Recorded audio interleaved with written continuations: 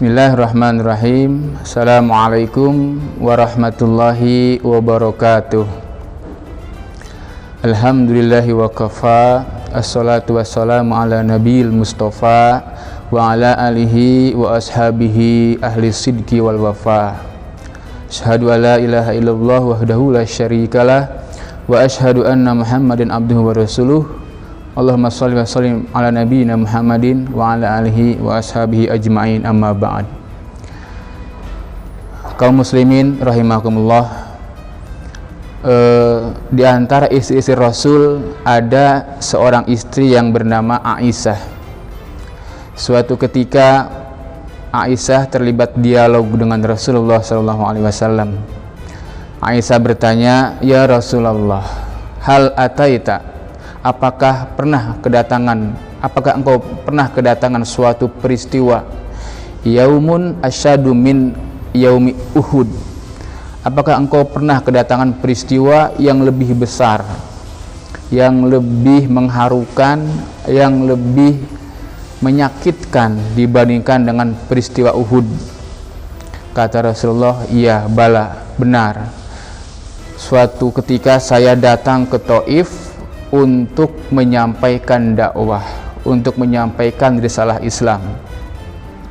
Saya datang ke Taif dengan harapan orang-orang Taif akan menyambut dakwah saya. Tapi di luar dugaan, apa yang mereka lakukan kepada saya jauh dari yang saya harapkan." Demikian kata Rasulullah ketika ditanya oleh Aisyah mengenai peristiwa-peristiwa yang Rasulullah alami selain di perang Uhud. Nah, para hadirin, para kaum muslimin rahimakumullah, dari dialog ini kita dapat memetik ada dua peristiwa yang sangat berkesan di hati Rasulullah SAW. Yang pertama adalah perang Uhud, dan yang kedua adalah peristiwa Taif. Kedua peristiwa ini akan kita bedah, akan kita kuliti satu persatu dalam dua pertemuan. Adapun pada pertemuan pertama kali ini kita akan membahas mengenai peristiwa Uhud atau perang Uhud. Perang Uhud terletak di Gunung Uhud yang berjarak kurang lebih 8 km dari Madinah. Ketika itu Rasulullah SAW dengan para sahabatnya sudah hijrah dan berada di Madinah. Perang Uhud adalah episode perang kedua setelah perang Badar, di mana dalam perang Badar umat Islam yang jumlahnya hanya 300 orang mampu memporak-porandakan pasukan Quraisy yang jumlahnya 1000 orang, 1 lawan 3 lebih. Tapi dengan kesabaran umat Islam mampu menghancurkan, merontokkan kavalerinya orang-orang Quraisy sehingga kemenangan berada di pihak Muslim. Nah, ketika orang-orang Quraisy mengetahui kekalahan mereka, lalu dendam pun bergemuruh di hati mereka untuk membalaskan sakit hatinya ini. Maka mereka pun kemudian mengumpulkan pasukan untuk kembali menyerang Madinah. Nah, demi mendengar informasi ini, Rasulullah kemudian dengan para sahabatnya berkumpul bermusyawarah untuk mempersiapkan pasukan demi menghadapi pasukan Quraisy sebagai pasukan kedua yang dulu pernah mereka luluh lantahkan di lembah Badar. Rasulullah bermusyawarah dengan para sahabatnya, apakah akan keluar menyambut menghadang orang-orang Quraisy, pasukan Quraisy, atau tetap bertahan di Madinah. Para sahabat menginginkan agar kaum muslimin keluar dari Madinah untuk menyambut datangnya pasukan Quraisy. Sementara Rasulullah sendiri menginginkan agar umat Islam itu tetap bertahan di Madinah. Perang kota. Mengapa? Karena jumlah yang kecil dari kaum muslimin dengan perang kota akan mampu menghadapi orang-orang Quraisy yang jumlahnya jauh lebih besar.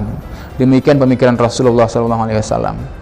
Namun para sahabat menginginkan agar umat Islam keluar dari kota, menyambut, menghadang dimanapun bertemunya dengan orang-orang Quraisy, dengan pasukan Quraisy. Kenapa? Karena dalam anggapan mereka, kalau umat Islam tetap berdiam di dalam kota, dianggap umat Islam takut menghadapi orang-orang Quraisy. Akhirnya Rasulullah pun mengalah karena melihat mayoritas para sahabat menginginkan agar perang terjadi di luar kota.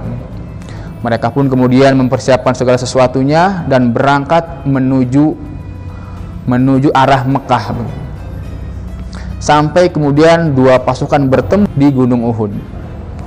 Kemudian Rasulullah yang duluan datang ke Gunung Uhud lalu menata pasukan. Rasulullah menempatkan 50 orang pasukan pemanah, penembak jitu di atas bukit Uhud.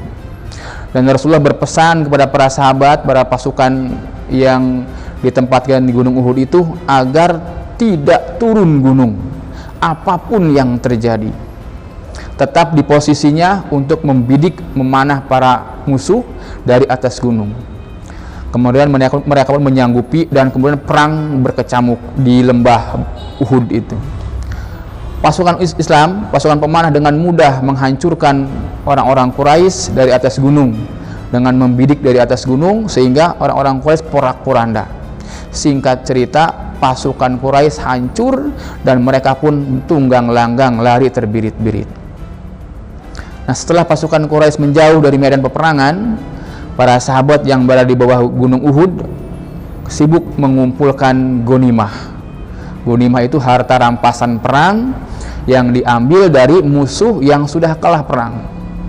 Dikumpulkan, dan dalam aturan perang ketika itu tentara Islam atau tentara yang bisa membunuh lawannya maka boleh mengambil harta kekayaan yang melekat di tubuh musuh yang dibunuhnya itu, seperti baju perang, pedang, atau onta, atau kuda, atau perhiasan lain yang nempel di tubuh lawan yang sudah dia bunuh.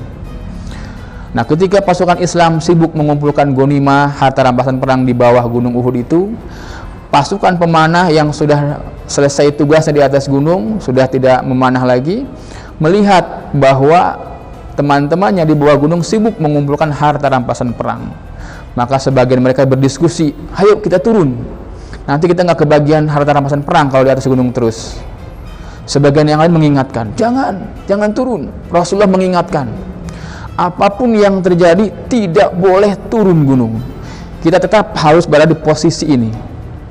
Namun sebagian yang lain tergoda dengan harta rampasan perang, mereka pun turun gunung meninggalkan pos-pos yang sudah ditentukan oleh Rasulullah SAW. Dari 50 orang pasukan pemanah, 40-nya turun gunung, sehingga tersisa sekitar 10 orangan di atas gunung. Nah, panglima perang pasukan Quraisy, Khalid bin Walid, yang ketika itu masih kafir, melihat celah ini. Beliau melihat gunung yang tadi pasukan pemanah di atas gunung yang tadi memporak-porandakan pasukan Quraisy sekarang sedang kosong. Mereka turun ke bawah.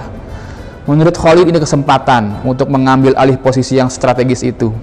Akhirnya Khalid menyetir pasukannya untuk kembali ke Gunung Uhud lewat belakang Gunung Uhud, dan mereka dari atas gunung mengusir pasukan pemanah yang tinggal beberapa orang saja, sehingga pasukan pemanah pun turun semuanya karena keteter oleh pasukan Quraisy yang dipimpin oleh Khalid bin Walid.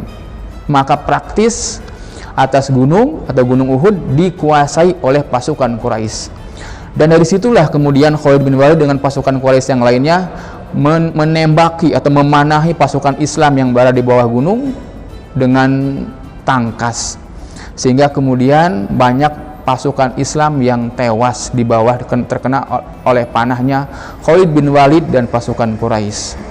Tercatat ada 70 orang syuhada muslim yang tewas di Gunung Uhud. Melihat kekacauan seperti itu, Rasulullah kemudian memerintahkan agar bertahan, sehingga banyak anggota pasukan juga yang melindungi Rasulullah SAW, dan tercatat bahwa Rasulullah sendiri terkena panah di giginya sampai rontok giginya. Melihat kekacauan itu, pasukan Islam banyak yang kemudian khawatir dengan keselamatan mereka. Akhirnya mereka pun narik diri dan mundur terkacar-kacir gitu, mundur terbirit-birit ke belakang menjauhi medan peperangan. Nah, akhirnya kemenangan yang sudah di depan mata, yang sudah selangkah lagi diraih, menjadi hancur, menjadi berantakan, berubah menjadi kekalahan karena keadaan berbalik. pasukan Quraisy yang menguasai medan peperangan, pasukan Quraisy yang menguasai Gunung Uhud, sementara umat Islam menjadi pihak yang terpojok karena tempat strategis dalam peperangan itu sudah dikuasai oleh orang-orang Quraisy. Endingnya dalam peperangan ini umat Islam menjadi umat yang kalah. Hancur pasukannya, tidak tersisa. Ghanimah yang sudah di depan mata menjadi hilang, kemenangan pun menjadi sirna. Nah, para hadirin, para pemirsa, para penonton umat Islam di seluruh pelosok negeri ini, apa pelajaran yang bisa kita ambil dari kejadian ini? Apa yang bisa membuat umat Islam hancur? Cuma satu kata. Apa itu? Kemaksiatan kepada Rasulullah SAW. Tidak menuruti perintah Rasulullah SAW. Rasul sudah berpesan kepada pasukan pemanah agar tetap di atas gunung, apapun yang terjadi jangan turun. Tapi karena godaan ghanimah, godaan dunia, sebagian pasukan pemanah, sebagian besarnya tergoda dan turun gunung untuk berebut ghanimah. Padahal ghanimah itu akan dibagi nantinya. Tapi khawatir tidak kebagian, mereka turun gunung dan mengabaikan apa yang sudah ditetapkan oleh Rasulullah SAW. Kalau pasukan Islam zaman Rasul satu kali maksiat kalah, satu kali maksiat hancur, kira-kira umat Islam zaman sekarang bagaimana? Apakah umat Islam zaman sekarang cuma satu kali maksiat? Oh tidak. Hampir semua yang dikatakan oleh Rasulullah SAW dimaksiati oleh umat Islam.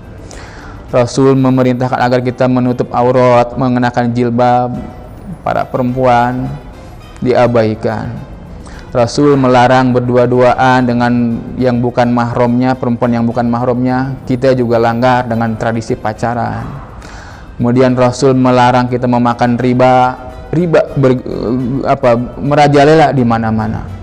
Rasul melarang kita untuk mencuri. Di negeri kita terkenal dengan negeri para pencuri. Rasul melarang kita menipu, negeri kita terkenal menjadi negeri para penipu. Maka kalau kemudian kita dikaruniai pemimpin yang tukang berbohong, pemimpin yang tukang korupsi, pemimpin yang zalim kepada kita, kepada umat Islam, maka itu adalah cerminan dari rakyatnya. Sebagaimana keadaan rakyatnya, seperti itulah yang akan menjadi pemimpinnya. Hadirin, demikian yang bisa saya sampaikan. Mudah-mudahan ada manfaatnya. Wallahu a'lam bishawab. Assalamualaikum warahmatullahi wabarakatuh.